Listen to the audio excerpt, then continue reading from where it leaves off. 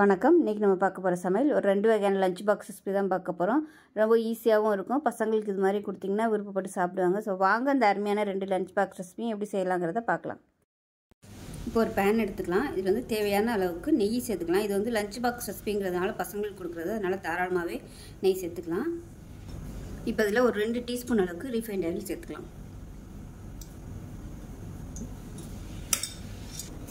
எண்ணெய் நல்லா சூடாயிருச்சு. ஒரு டீஸ்பூன் போல் சோம்பு சேர்த்துக்கலாம். ஒரே ஒரு பிரியாணியில் சேர்த்துக்கலாம். மெஷரிங் கப்பில் 1/4 கப் அளவுக்கு சின்ன வெங்காயம் கட் பண்ணதை சேர்த்துக்கலாம். இதுக்கு பதிலாக பெரிய வெங்காயம் நறுக்கிறதுனால நீங்கள் நறுக்கி சேர்த்துக்கலாம். இப்போ வெங்காயம் வதங்கிட்டு இருக்கும்போது சும்மா ஒரு பிடி அளவுக்கு புதினா கொத்தமல்லி சேர்த்துக்கலாம். இப்போ இதில் இஞ்சி பூண்டு வெங்காயம் அரைச்சதை சேர்த்துக்கலாம். இது வந்து ஒரு 1.5 டேபிள் ஸ்பூன் அளவு இருக்கும். நான் கொஞ்சம் தண்ணி விட்டு அரைச்சதுனால கொஞ்சம் நிறைய தெரியுது. இப்போ இதையும் சேர்த்து பச்சை வாசனை போக வதக்கி விட்டுக்கலாம். இப்போ அது இஞ்சி பூண்டு பேஸ்ட் நல்லா வதங்கிடுச்சு. இப்போ பொடியெல்லாம் சேர்த்துக்கலாம். 1 டீஸ்பூன் தனியாத்தூள், 1 டீஸ்பூன் மிளகாத்தூள், 1 டீஸ்பூன் கரம் மசாலா, 1/4 டீஸ்பூன் மஞ்சத்தூள், இது எல்லாத்தையும் சேர்த்துக்கலாம். இப்போ மீடியம் சைஸாக ஒரு தக்காளி மெஷரிங் கப்பில் ஒரு 1/2 கப் அளவுக்கு இருக்குது. இதையும் சேர்த்துக்கலாம். இந்த தக்காளி நல்லா மசிஞ்சு வர அளவுக்கு வதக்கி விட்டுக்கலாம்.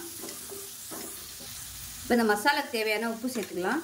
சாதம் வந்து வேக வைக்கும்போது உப்பு கொஞ்சம் சேர்த்துருக்கேன்.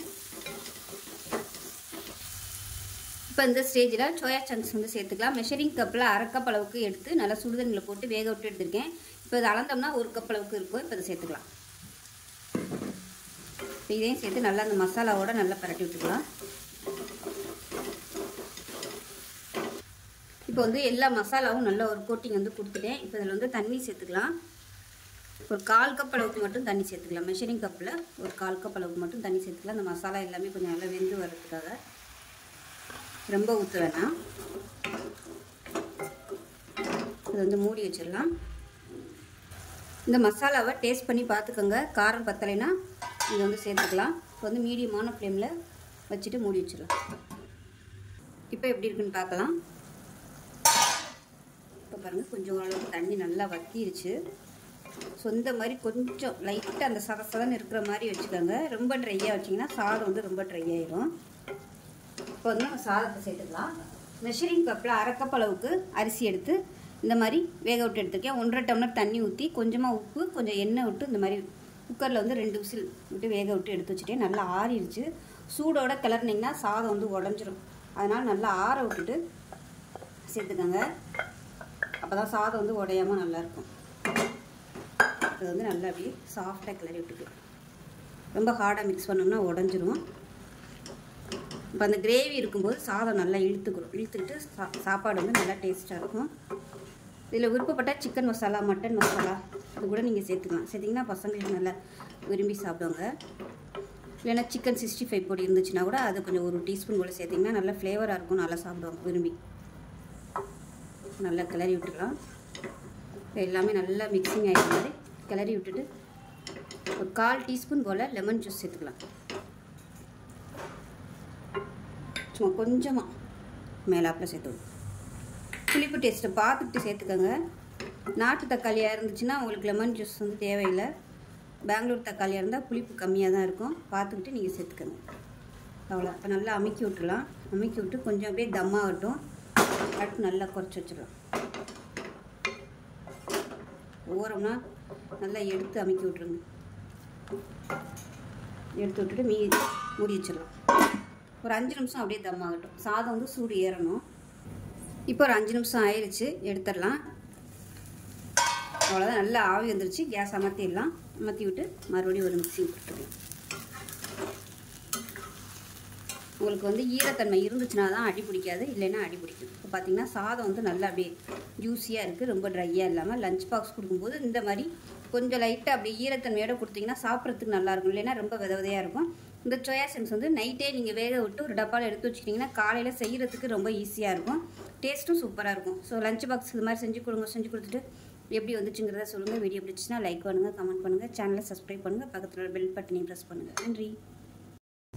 இப்போ ஒரு மிக்ஸி ஜார் எடுத்துக்கலாம். இதை வந்து ஒரு 5-6 பீஸ் இஞ்சி சேர்த்துக்கலாம். அதே போல் ஒரு 4 பல் பூண்டு சேர்த்துக்கலாம். பெரிய பல்லாக 4 சேர்த்துருக்கேன். கொஞ்சமாக ஒரு 5-6 முந்திரி பருப்பு சேர்த்துக்கலாம். இது கூடவே 10 சின்ன வெங்காயம் தோல் உரிச்சதை சேர்த்துக்கலாம். இது கூடவே சின்னதாக 2 துண்டு பட்டை சேர்த்துக்கலாம். அது கூடவே ஒரு ஏலக்காய், ஒரு 3 கிராம்பு சேர்த்துக்கலாம். இப்போ இதை நல்லா அரைச்சிட்டு வந்துட்டு பார்க்கலாம். ஒரு கடாய் எடுத்துக்கலாம். இதில் வந்து ஒரு 3 டீஸ்பூன் அளவுக்கு எண்ணெய் விட்டுக்கலாம். பன்னீர் வந்து நம்ம ஃப்ரை பண்ணி எடுக்க போகிறோம். ரொம்பவும் நம்ம எண்ணெய் ஊற்றி மசாலா போட்டோம்னா அந்த மசாலாவிலே வந்து அந்த எண்ணெயிலே மசாலா வந்து ஊறிடும், பன்னீரில் வந்து வராது. அதனால் கொஞ்சமாகவே எண்ணெய் விட்டுக்கலாம். இப்போ இதில் ஒரு 200 கிராம் அளவுக்கு நான் பன்னீர் எடுத்திருக்கேன். இப்போ இதில் வந்து மிளகாத்தூள் சேர்த்துக்கலாம். 1 டீஸ்பூன் போல் மிளகாத்தூள், 1/4 டீஸ்பூன் போல் உப்பு சேர்த்துட்டு நல்லா அப்படியே பரட்டி விட்டுக்கலாம். நல்லா அந்த மாதிரி குலுக்கி விட்டுக்கோங்க. இப்போ எண்ணெய் நல்லா சூடாகிடுச்சு. இந்த பன்னீர் வந்து இதில் போட்டு நம்ம ஃப்ரை பண்ணி எடுத்துக்கலாம். பன்னீர் வந்து எவ்வளோ நாளும் சேர்த்துக்கலாம், உங்களோட விருப்பம் தான். நான் வந்து இன்றைக்கி 200 கிராம் அளவு எடுத்திருக்கேன். இப்போ வந்து நல்லா ஃப்ரை ஆயிடுச்சு. இந்த மாதிரி நல்லா கோல்டன் கலரில் ஃப்ரை பண்ணி எடுத்துக்கலாம். இப்போ தனியாக ஒரு பிளேட்டுக்கு மாற்றிக்கலாம். இப்போ ஒரு குக்கர் எடுத்துக்கலாம்.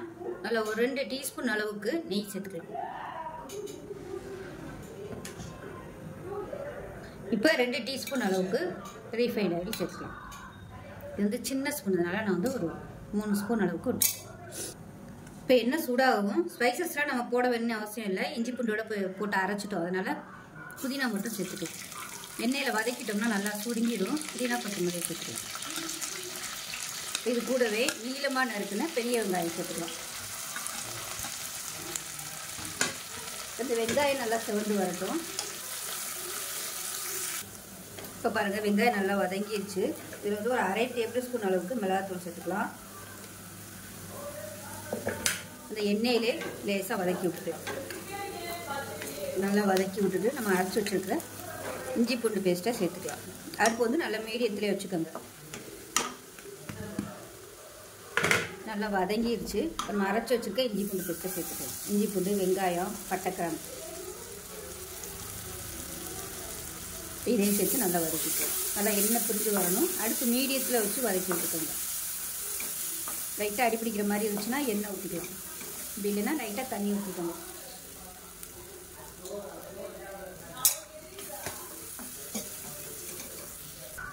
இப்போ இஞ்சி பூண்டு பேஸ்ட் நல்லா வதங்கிடுச்சு. இப்போ வந்து மீடியம் சைஸாக 2 தக்காளி பொடியாக கட் பண்ணதை சேர்த்து நல்லா மசிஞ்சு வர அளவுக்கு வதக்கி விட்டுக்கலாம். தக்காளி வதங்குறதுக்கு உப்பு சேர்த்துக்கலாம். இப்போ இதில் ஒரு 2 டேபிள் ஸ்பூன் அளவுக்கு தயிர் சேர்த்துக்கலாம். அதாவது நீங்கள் எந்த டம்ளரில் வந்து அரிசி அளக்குறீங்களோ அதே டம்ளரில் 1/4 டம்ளர் அளவுக்கு தயிர் சேர்த்துக்கோங்க. அது கரெக்டாக வரும். பாருங்கள், மசாலா வதங்கி நல்லா எண்ணெய் பிரிய ஆரம்பிச்சிருச்சு. இந்த ஸ்டேஜில் தண்ணி வந்து சேர்த்துக்கலாம். இப்போ நான் வந்து இந்த டம்ளரில் பாஸ்மதி அரிசி வந்து எடுத்திருக்கேன். எடுத்து நல்லா ஒரு 1/2 மணி நேரம் ஊற வச்சுட்டேன். இப்போ இதே டம்ளரில் 1 டம்ளர் அளவுக்கு தண்ணி வந்து சூடு பண்ணி வச்சுருக்கேன். அந்த தண்ணி அப்படியே சேர்த்துக்கலாம். நார்மலாக பச்சை தண்ணி ஊற்றுறத விட இந்த மாதிரி சுடு தண்ணி சேர்த்திங்கன்னா உங்களுக்கு டேஸ்ட்டு சூப்பராக வரும். ஏன்னா அந்த மசாலாலாம் நல்லா வதக்கி இருக்கும். சுடு தண்ணி ஊற்றினோம்னா அந்த ஹீட் வந்து நல்லா மெயின்டைன்ஸ் ஆகும். நல்லா கலந்து விட்டுட்டு இதில் வந்து உப்பு செக் பண்ணி பார்த்துக்கோங்க. உப்பு பத்தலைன்னா இப்போ சேர்த்துக்கலாம். உப்பு கம்மியாக இருக்குது, உப்பு கொஞ்சமாக சேர்த்துக்கலாம். இப்போ தண்ணி நல்லா கொதிக்குது. ஊற வச்சுருக்கிற அரிசி வந்து அப்படியே சேர்த்துக்கலாம். லைட்டாக மிக்ஸ் பண்ணி விட்டுக்கலாம். ரொம்ப போட்டு கிளற வேணாம். ஏன்னா அரிசி அதாவது ஊற வச்சுருக்கிறதுனால உடஞ்சிரும். லேசாக அப்படி கிளறி விட்டுக்கோங்க. அப்படி நீங்கள் மிக்ஸ் பண்ணுறதா இருந்தால் இந்த மாதிரி தான் மிக்ஸ் பண்ணணும். நார்மலாக பண்ணுற மாதிரி இப்படிலாம் போட்டு கிண்டக்கூடாது. அடியில் வந்து உட்காராத அளவுக்கு இந்த மாதிரி மிக்ஸ் பண்ணி விட்டுக்கோங்க. இப்போ இதில் ஒரு 1/2 முடி எலுமிச்சம்பழம் மட்டும் பிரிஞ்சு விட்டுக்கலாம். சின்ன பழமாக புளிப்புக்கு தகுந்தாப்புல சேர்த்துக்கோங்க. டேஸ்ட் பண்ணி பார்த்துக்கோங்க. சின்ன பழத்தில் பாதி பழம் சேர்க்குறேன். ரொம்ப கசக்கி புளிய வேணாம், லைட்டாக பிரிஞ்சு விட்டிங்கன்னா போதும். இப்போ நல்லா கொதி வர ஆரம்பிச்சிருச்சு. இந்த ஸ்டேஜில் நம்ம வறுத்து வச்சுருக்கிற பன்னீரை அப்படியே மேலாப்பில் சேர்த்துக்கலாம். நான் வந்து பெருசாகவே போட்டிருக்கேன். நீங்கள் வந்து இதை விட சின்னதாக கட் பண்ணி போடுறதுனால போட்டுக்கலாம். இன்னும் வந்து நீங்கள் 200 கிராம் அளவுக்கு கூட பன்னீர் சேர்த்துக்கலாம். இப்போ நல்லா கலந்துட்டு மூடி வச்சிடலாம். மூடி வச்சுட்டு விசில் போட்டுட்டு நல்லா எடுத்துட்டு மறுபடியும் விசில் போட்டுக்கோங்க. ஏன்னா அதில் உள்ள ஏர் போட்டுட்டு 2 விசில் விட்டுட்டு ஸ்டீம் போனதுக்கப்புறம் பார்க்கலாம். இப்போ பிரியாணி எப்படி இருக்குன்னு பார்க்கலாம். பாருங்கள், நல்லா சூப்பராக வந்துடுச்சு. அதை வந்து மிக்ஸ் பண்ணி விட்டுக்கலாம். பாருங்கள் அடியில் பிடிக்கல, சூப்பராக வந்துருச்சு.